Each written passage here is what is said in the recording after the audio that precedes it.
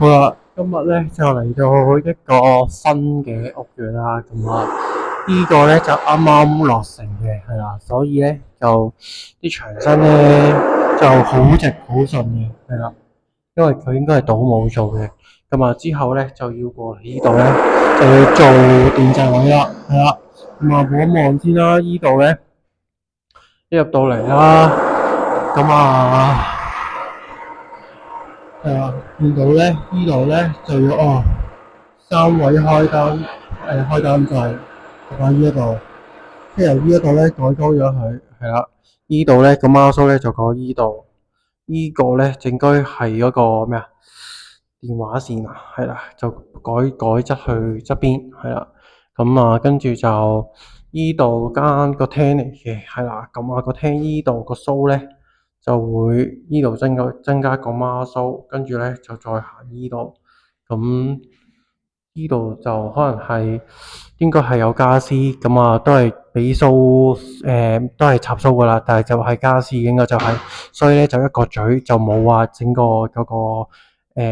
蘇位喺度嘅，係啦，咁啊篤條線出嚟，篤個後嘴篤條線出嚟。跟住就之後有家私再整翻個製面落去，係啦，咁樣就咁樣增加個須，係啦。跟住呢個須咧就唔要，咁啊，然之後咧就會拎過嚟呢一度有個新嘅孖須，係啦。咁然之後呢邊咧就應該係電視位啦，見到咧呢度咧就有寬頻啦、孖須啦，咁啊呢度就升高晒上去，呢度就係個 TV 啦，跟住就個 TV 須啦，咁然之後呢度就係個電視架，係啦。咁啊，然之後咧就呢度咧，你都要整多個新嘅孖須喺度，係啦。咁啊，呢度咧亦都要增加新嘅孖須，係啦。咁啊，廚房咧就廚房呢一度整個新孖須上去，係啦。咁啊，呢度阿仔佢唔打嘅就行先坐啦，係啦，